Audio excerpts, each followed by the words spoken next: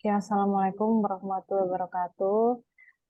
Di sini saya dan Istria dan Anfal Rizadi dari kelompok 5 akan mempresentasikan.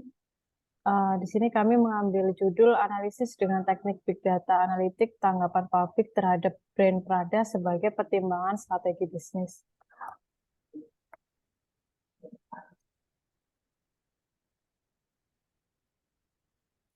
Di sini pertama yang kami jelaskan yaitu tentang company-nya sendiri dari Prada. Prada adalah brand dari Italia yang didirikan di tahun 1913 oleh Mario Prada.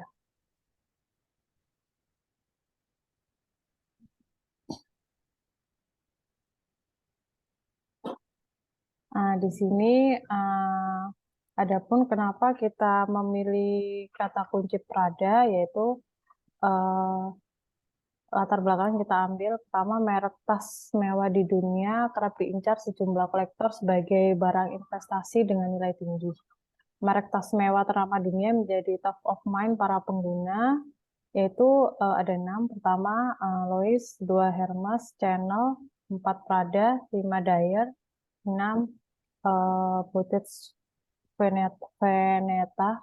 Dari 6 merek di atas berhasil muncul sebagai tas branded yang tak lekang dimakan waktu sehingga menjadi top of mind para penggunanya. Nah, di sini uh, yang kami pilih adalah merek Prada.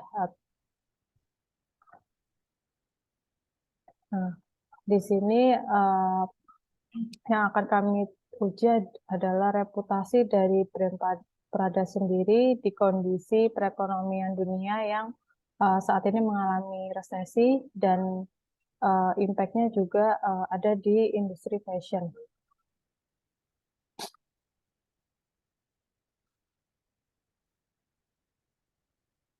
Nah, selanjutnya metode akan dijelaskan oleh Mas Anpel. Silakan, Mas. Baik, terima kasih sebelumnya Mbak Danis. Berikut untuk metode logi yang kita lakukan dalam penelitian ini, kita menggunakan sentimen analisis dari Big Data. Nah, jadi di sini kita menggunakan aplikasi Python, di mana pada step pertama kita melakukan grab data yang datanya itu berasal dari Twitter. Nah, setelah data-data tersebut kita dapatkan, kemudian kita melakukan text processing data. Jadi dari data-data tersebut akan dieliminasi dan akan berapa banyak data yang kita gunakan. Dan pada step ketiga, kita akan melakukan klasifikasi data menggunakan WK3,8, di mana kita akan menguji data yang kita gunakan. Dan pada step terakhir, pada step keempat, kita akan melakukan validasi data, di mana data tersebut yang telah kita klasifikasikan menggunakan WK akan kita uji kembali apakah data tersebut sudah benar atau tidak. Boleh selanjutnya Mbak Danis. Mungkin dari yang step pertama ini kita menggunakan sebelumnya Mbak Danis. Oke, boleh. Mungkin di sini kita menggunakan. Oke, baik. Jadi di sini kita pada step pertama kita melakukan grab data menggunakan aplikasi Python. Jadi data yang kita dapat nanti akan kita processing datanya. Kemudian dari data-data tersebut kita akan mendapatkan file data itu berupa JSON. Nah, dari file JSON ini tentu data yang didapat masih berbentuk raw data. Nah, kemudian nanti kita akan eliminasi kembali kata-kata dari raw data tersebut menjadi kata-kata yang bisa kira-kira yang pentingnya saja. Kemudian dari data-data tersebut kita masukkan ke dalam Notepad. Tujuannya agar kita lebih mudah untuk mengklasifikasikan data tersebut. Dan setelahnya kita masukkan kembali data tersebut pada Microsoft Excel. Boleh selanjutnya Mbak Danis. Nah, dari data yang kita dapatkan selama 3 minggu kita melakukan 3 kali pengambilan sampel data. Dengan pada pengambilan sampel data ke-1 pada tanggal 13 November 2022, kita mendapatkan 753 data. Padahal kita mentargetkan data tersebut untuk didapatkan sebanyak 1.000 data. Artinya kita masih kekurangan data pada target pertama tersebut. Kemudian pada tanggal 19 November 2022, kita kembali menargetkan untuk mendapatkan 1.000 data, tetapi pada minggu tersebut kita hanya mendapatkan sebanyak 569 data. Dan terakhir, karena kita masih kekurangan sampel data untuk diuji, kita mencoba untuk mendapatkan lebih dari 1.000 data. Nah, dan kita mendapatkan 380.22 data mengenai tweetan Twitter dari brand Prada tersebut pada tanggal 26 November 2022. Boleh selanjutnya Mbak Danis. Nah,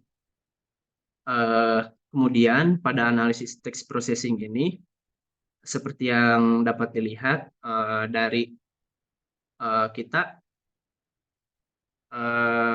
melakukan analisis menggunakan Twitter Idle Python 3.1. Nah, jadi data yang kita dapat ini akan kita ekstraksi. Kemudian dari data tersebut kan sebelumnya ada 3.000 sekitar ada 4.000 data sampai 3.000 data lebih. Nah, dari data yang kita dapat itu kita eliminasi kata-kata yang tidak diperlukan. Kemudian jika ada kesamaan makna, maka kita eliminasi juga data-data tersebut dari yang awalnya sekitar 3.000 data, kemudian kita dapatkan final datasetnya sebesar 1.583 data. Nah, dari 1.583 data ini kemudian kita analisis kembali menggunakan sentimen analisis dengan kita melakukan analisis sebanyak 700 data. Nah, di sini untuk data sentimen netral atau opini yang berupa pandangan secara netral, kita membaginya menjadi 233 tweet. Kemudian untuk sentimen positif, kita membaginya menjadi 234 tweet. Dan kemudian untuk opini atau sentimen dengan opini negatif, kita membaginya menjadi 233 tweet. Sehingga didapatkan data untuk data trainingnya itu sebesar 700 data. Boleh selanjutnya Mbak Danis. Ini bentuk dokumen awal yang kita dapat, yaitu masih raw dokumen, itu berbentuk .json. Terus setelah proses tadi, ini bentuknya setelah kita gabungkan ya Pak, setelah kita buka data ini di Notepad++, dia itu setelah proses parsing dan lexical analysis, bentuknya seperti ini dibuka di Notepad++ ya. Selanjutnya ini untuk kata-kata yang Mas Amel bisa jelaskan setelah proses stemming dan jadi berapa banyak tweet yang kita dapatkan, mungkin ini kan dari terms datanya, mungkin dari berapa banyak data-data dan jumlah kata yang kita dapatkan. Okay.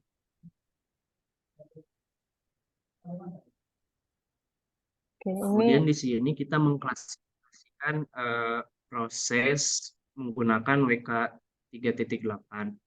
Nah, seperti yang tadi saya jelaskan, mungkin kan kita akan menguji sekitar 1.000 data dari total 1.500 data yang kita dapatkan.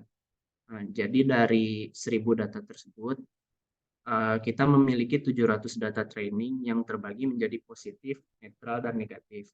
Nah, kita akan menguji sebanyak 300 data menggunakan WK 3.8. Dan hasilnya ketika kita melakukan pengujian tersebut dari 1.000 data dengan 700 data training dan 300 data testing, itu mengklasifikasikan bahwa mayoritas tweet yang ada pada Twitter memiliki opini sentimen analisis netral sebanyak 56,3%. Artinya pada 3 minggu kita pengambilan data tersebut, sentimen atau opini yang diberikan pada Prada itu sebesar 50% lebih merupakan hasilnya adalah netral. Nah, kemudian kita melakukan validasi data. Nah, di sini untuk melakukan validasi data kita menggunakan analisis sentimen reliability-nya diuji menggunakan Krippendorff alpha. Dengan jika hasil alpanya atau data yang kita klasifikasikan di bawah 0,6,67, artinya reliabilitas yang bisa kita gunakan dari data tersebut adalah rendah. Jika melebihi atau sama dengan 0,6,67 artinya tentatif atau moderate, artinya berada di tengah-tengah.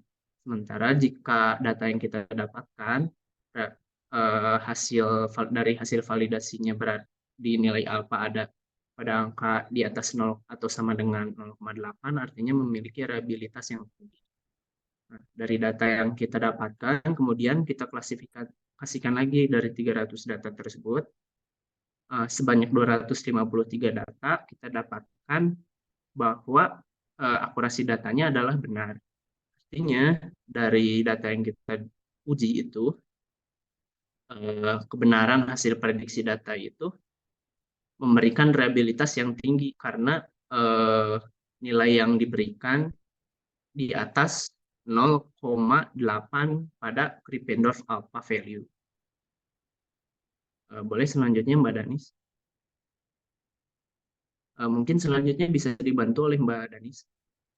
Ini kita bandingkan dengan menggunakan Google Trend. Jadi untuk kata kunci yang kita pilih sendiri Prada dengan posisi 30 hari 30 hari ini periodenya sesuai dengan periode waktu kita mengambil data dari Twitter itu kondisinya 1 bulan ini juga menunjukkan hasil yang stabil dan mayoritas penelusurannya juga di wilayah Italia, yaitu wilayah